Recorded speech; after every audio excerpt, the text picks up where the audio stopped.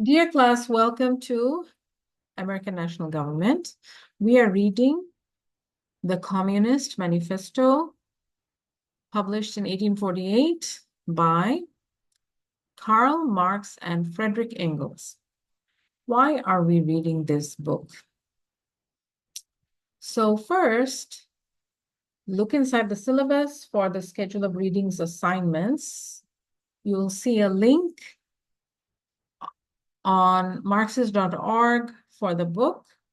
Go straight there and check out the book. It is one of those books that we all hear about and are probably afraid to read, right? What are we going to find inside there? So definitely check it out. I know you will be surprised. Let's start by looking at the preamble. I want to discuss a few quotes here, and then I want to contextualize what is going on. Why did they write this book? What is communism? So Marx and Engels start by saying, a specter is haunting Europe, the specter of communism. All the powers of old Europe have entered into a holy alliance to exorcise this specter. Pope and Tsar, Metternich and Guizot, French radicals and German police spies. So he's saying, look, there is such a thing as old Europe and its political elites. And they have surprisingly joined forces. I mean, they hate each other. But now look, they've joined forces because everybody's afraid of the new player, these communists. This scary thing called communism. It's a threat felt throughout old Europe. These elites are shaking in their boots and they are looking at each other and saying, we've been fighting each other. We need to stop and join forces because something bigger is going on and it's going to destroy us. They continue.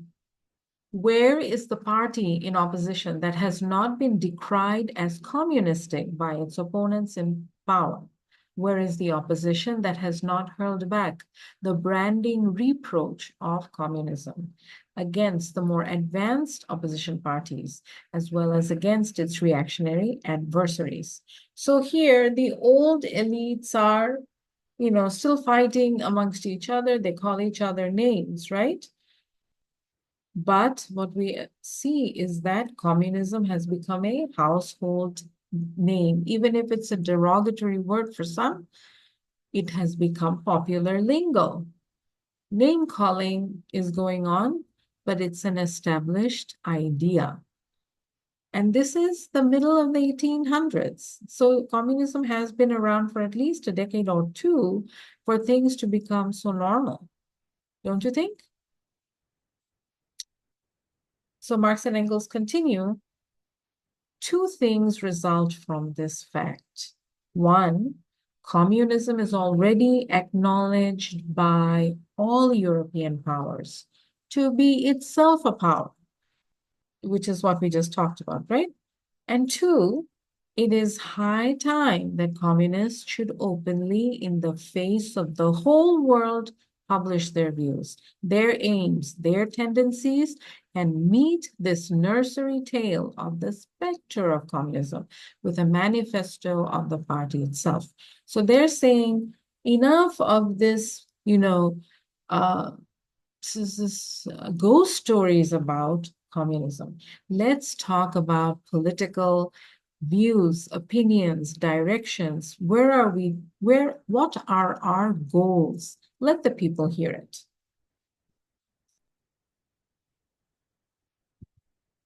So questions for discussion. Who are the communists that Marx and Engels keeps talking about? Let's take a look. So if you go to Marxist.org, let's look at their website if we can.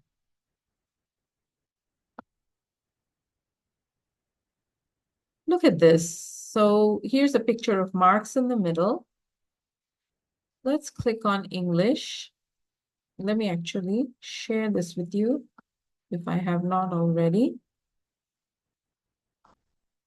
So here is Marxist.org. Click on the English link for language. And here you see this bunch of selections. There's an entire library. Let's go there. So you can see that Marx and Engels are but one of the many authors. Most of them are writing in the 1800s and early 1900s. Let's go there. Let's go to the top. So look at this page. Marx and Engels published in 1842, their first major publication, the Communist Manifesto. But other people have also been writing. Look, some of them actually predate Marx and Engels. So check these authors out. And some of them are really very interesting. So let's go back to our slide. So what I'm trying to tell you is workers have been active in politics for a while in the 1800s. You see that there are hundreds of writers, and each is a labor activist or intellectual claiming to be part of the Workers' Party. So they're somehow related to the party. Some of them have become political leaders. Now some of them are writing and they're expressing what they want, what's going on. And so they're becoming famous. They're printing their leaflets and they're distributing it at the meetings, right? And then the people are reading it and passing it on. Hey, look what I read today. This is pretty interesting. And imagine that there's millions and millions of these workers organizing in Europe, okay? So why would they be organizing? This is the era of industrialization. Remember, we talked about economic systems, and we talked about feudalism and capitalism. So we're really going back to all of that, right? We're talking about class struggle. We're looking at class issues. So we talked about the different class systems, right? So bring that back into your discussion. Here we are, workers' parties. So some countries in Europe, such as England, France, Germany, and Spain, are experiencing industrialization before others, right? The scale of mechanization is different in these nations. So in Europe, within Europe, you see, England might be more mechanized. Maybe their factories, their workers, their owners, they have started to pay attention to technology. They're saying, look, if we organize production this way, it's, going to produce us more stuff. And that's good for us because we can sell more and make more money. So they're paying attention to technology. And some countries have not been as successful and they're probably less organized. So the ones that are more organized, they're developing at a faster rate.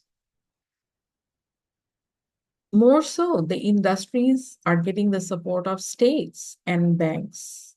So the government might be helping these industries to mechanize, or in other ways, and we'll look at that. But banks also they might be giving them money. So there are many budding worker parties in this time, and they are concerned about fair labor conditions. They're concerned that there's safety in the industry.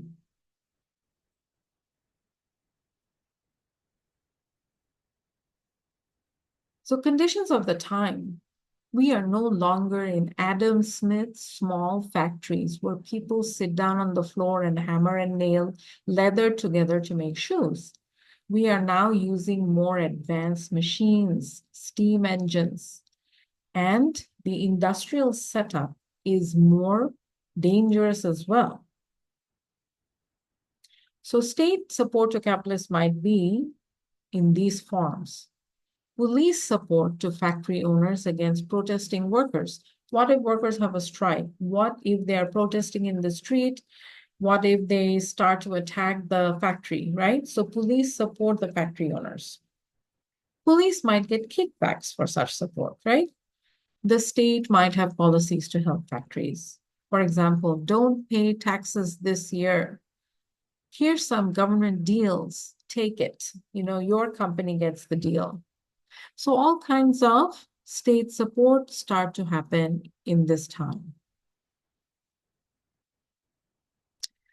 Finally, communist parties are basically workers' parties. The demand of the parties differ, but most demand better wages and working conditions. Marx and Engels will write Das Kapital or Capital within the next 2 or 3 decades. In it, they will talk about factory life and worker strikes, demanding the working day be reduced to 12 hours a day. At the time, it was 18 hours a day. So you can see that workers are being worked to death, basically. So you will see in Marxist.org that they were but one of the many writers eloquently describing the situation and protesting in their writing. So this is what's essentially happening. And where does communism become a dangerous ideology? Well, they want to abolish the capitalist state, the state that's on the side of the factory owners and the banks. They want to establish a state that is pro-worker and pro-income redistribution or wealth redistribution, right? Workers will run the state eventually in this system because then they can ensure protection for the workers.